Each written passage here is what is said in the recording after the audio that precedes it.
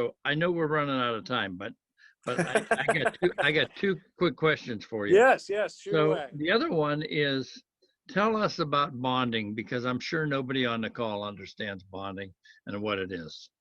I got some good stories about bonding.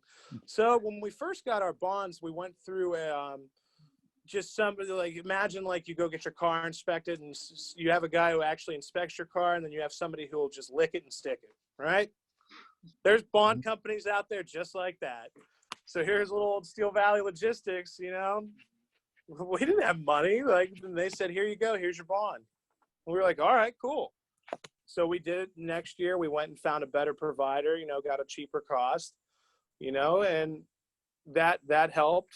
That lowered the overhead pretty substantially at the time. But, you know, I went to go renew that this year, and they dropped us.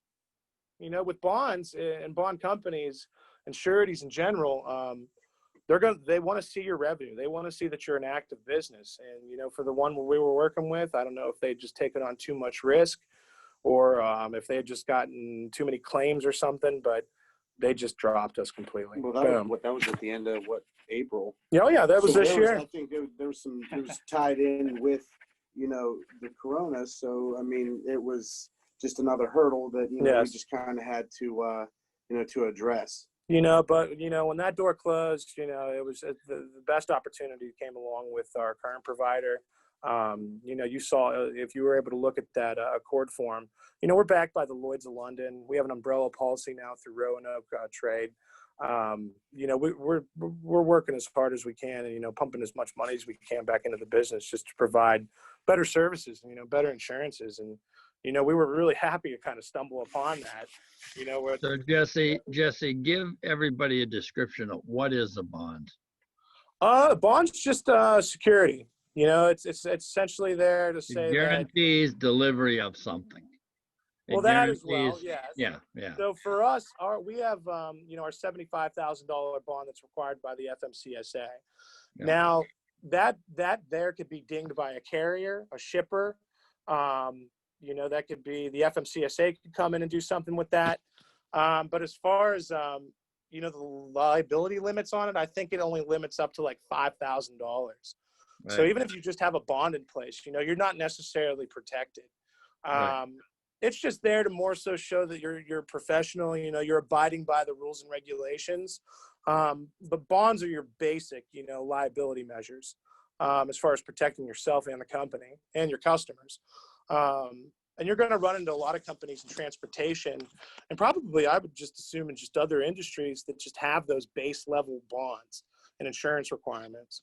So, you know, for us, we try to set ourselves apart. You know, we get a little bit of higher limits.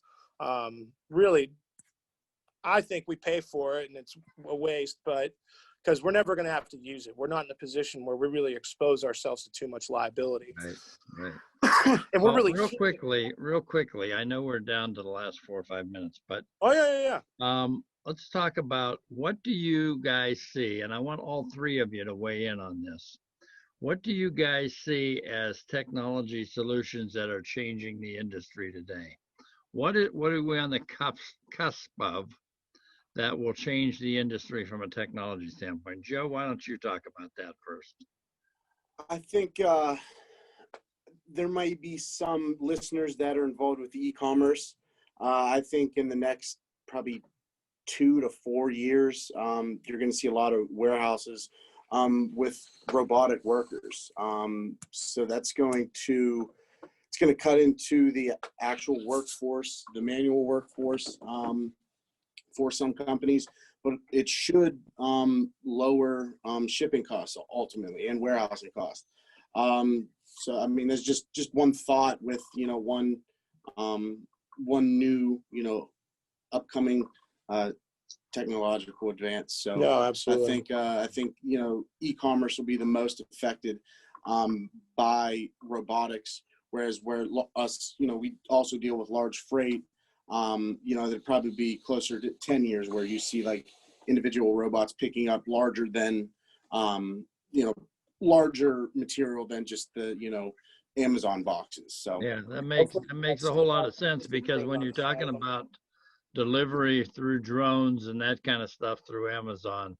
As absurd as that may sound, it's kind of real. So, Jake, what are your comments on? There's a few different things.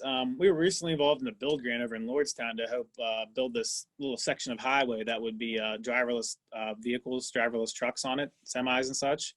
So, I mean, that's one of the big things. I mean, there's a lot of things in the way of that right now. I mean, you can't beat a trucker at this point in doing some of these, moves that aren't maybe even illegal for like the driverless cars to do.